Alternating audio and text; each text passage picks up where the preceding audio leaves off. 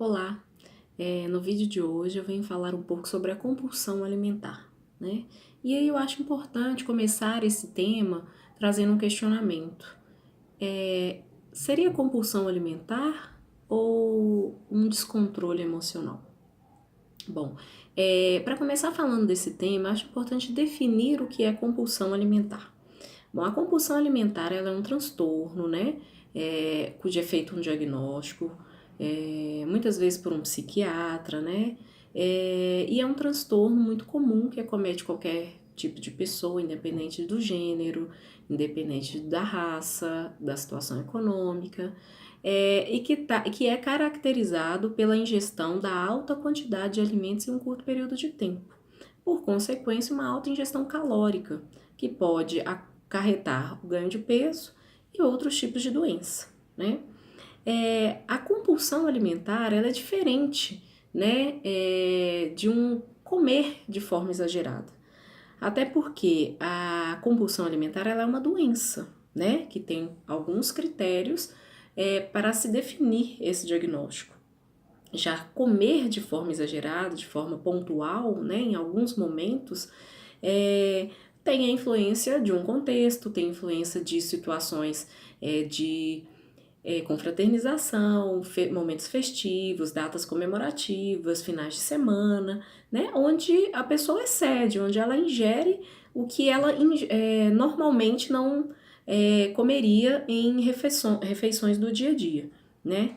E qual a relação disso com as emoções? Bom, normalmente, né, a compulsão alimentar ela está associada a um conflito psíquico, né? E o que vai caracterizar a compulsão alimentar não é a gula, como a maioria das pessoas diz, e sim a relação da pessoa que come com as suas emoções, né? E o que causa a compulsão alimentar? Bom, a compulsão alimentar, a causa, ela é muito singular, né? Ela vai ser muito diferente de acordo com cada pessoa.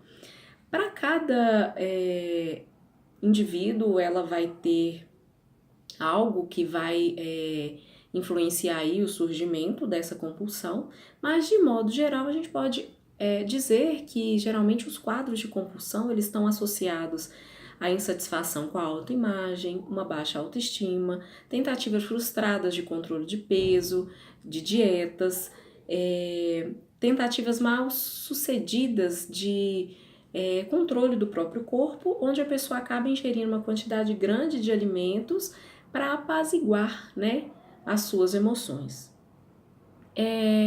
Quando a pessoa deve procurar ajuda? Bom, a pessoa é um momento importante, né, para ela procurar ajuda na medida em que ela percebe que a sua relação com os alimentos deixa de ser uma fonte de bem-estar, deixa de ser uma fonte de satisfação e passa a trazer angústia, sofrimento, sentimentos negativos, né? E nesses casos, né, é muito comum as pessoas elegerem os alimentos como única fonte de satisfação e abre mão de outras fontes, né, que poderia trazer esse bem-estar. Então a pessoa ela deposita no alimento a expectativa de que ele vá garantir, né, aquela tranquilidade quando esse alimento é ingerido, né? Então o alimento ele acaba deixando de ser uma fonte nutritiva, né? E deixa de ser uma fonte de angústia muitas vezes e tem aí um lugar de saciar um desejo, né? Se a gente for pensar, né, na própria palavra compulsão, né, a palavra compulsão, a pulsão ela é uma energia, né? E aí muitas pessoas perguntam, existe uma relação entre a compulsão alimentar e a ansiedade? Ou algumas pessoas até afirmam, eu como muito porque eu sou uma pessoa ansiosa. A gente pode dizer que de fato existe uma relação entre a compulsão alimentar e a ansiedade, porque como eu disse, a pulsão ela é uma energia que vem da ansiedade, e a ansiedade é um excesso de energia, né, excedente no aparelho psíquico. Portanto, né, o sujeito ele vai veicular a energia, toda essa energia para o alimento, e vai se sentindo em paz quando ele ingere, esse alimento, né? Então, a compulsão a gente pode dizer que é um excesso de energia, muitas vezes mal direcionada, né? E como que um psicólogo ele pode ajudar alguém que sofre com a compulsão alimentar? Bom, primeiro é importante dizer, né, que o que vai direcionar alguém a procurar ajuda não é o diagnóstico da compulsão ou diferenciar se a pessoa come em alguns momentos pontuais de forma exagerada, não é isso. E sim o sofrimento que a relação que cada um possui com o alimento traz para essa pessoa. Às vezes a pessoa ela pode não ter um diagnóstico de compulsão alimentar, mas comer de forma exagerada e se sentir culpada, se sentir arrependida com isso.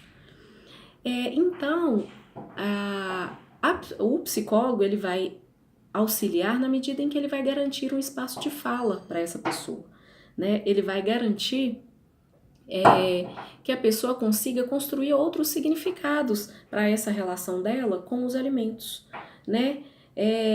Conseguir associar essa relação conturbada com a sua história de vida, identificar em que momento isso se deu, né, de uma forma conturbada, e a partir daí construir outros caminhos, né? É o que a gente chama de ressignificar, dar um novo significado para essa relação com o alimento e, por consequência, para a relação do indivíduo com a sua autoimagem, com o seu próprio corpo, né?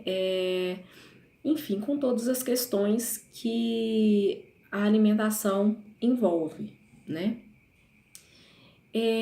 Então, eu fico por aqui, né, no vídeo de hoje e até o próximo vídeo. Tchau, tchau!